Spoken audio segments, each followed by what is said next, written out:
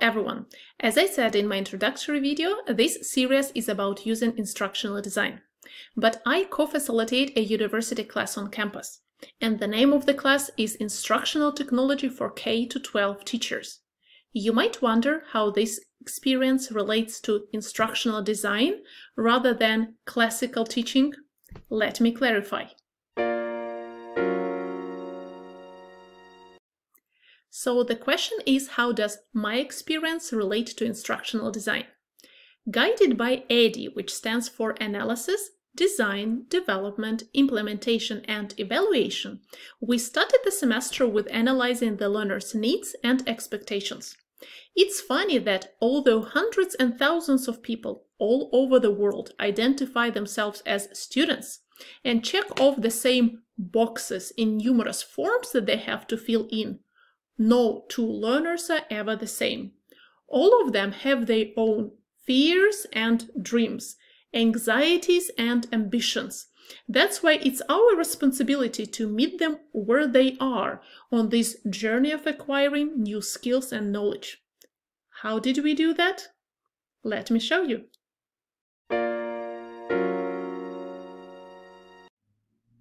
So I designed an introductory survey in CrowdSignal. This survey included both basic questions about their teaching contexts, such as the grade level that they were planning to work with, as well as what fueled their determination to succeed in the course, and more technical questions about their experience with specific tools and their general interest in modern educational trends, which we outlined for them. There was certainly a question about ChatGPT and if they were using it to write papers. By the way, all the questions were anonymous. That's why we welcomed any experience that they wanted to share. To add a little bit of fun, we included a question about a robot, and we invited them to contemplate the idea of having someone like robot to help them. Finally, the most frequent request was to get some help with doing the laundry. This is something that I would also agree. One of the key questions for me was to understand how they felt about the course. It's perfectly normal to be a bit anxious when you first enter the class and try to look around. But we don't want anxiety to get in the way of learning. This is the question I asked in the first survey, which I'm showing right now, and in the final survey at the end of the class. This final survey was created with the help of SurveyMonkey, and it had only two questions, this question and if they had any questions.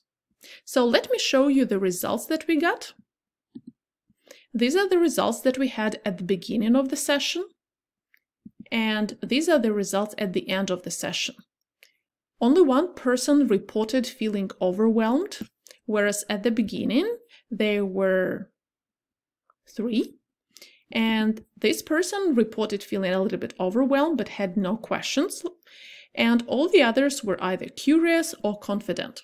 So our first session was a success.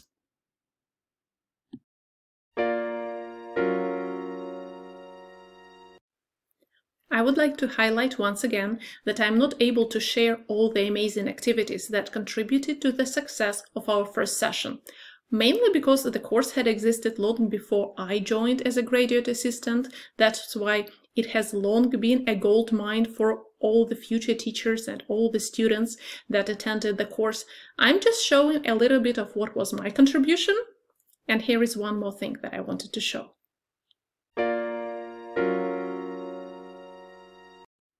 The course is hybrid, which means that an overwhelming amount of work is completed by students asynchronously, at their own time and place. Coming back to the learner's analysis, we can say that one student is an owl and burns midnight oil, whereas another one wakes up at the dawn of light to log in and start working in the morning. Our goal was to organize the online learning space in such a way that anyone could feel comfortable working on their own any time of the day or night. So I designed this interactive image in Genially with short video guides on how to get around the course interface. Students could click any icon to access the tutorial of their interest, maybe to check some information, to double check what they remember. Let me show you an example for the welcome video. Yes, so this was a welcome video. It had some introductory information. Just the fact, even though we did go over some of the points during our synchronous meeting over Zoom, the fact that these resources were available on demand at any time of the day, and that you could re-watch them or pause them, or maybe if you want, you could slow them down or like speed them up. All this gave our learners the confidence that they have the support that they need at any time that they choose. That's it for now. As usual, I will share the resources in the description below. I hope that they will inspire you to create something new and something amazing. Stay tuned!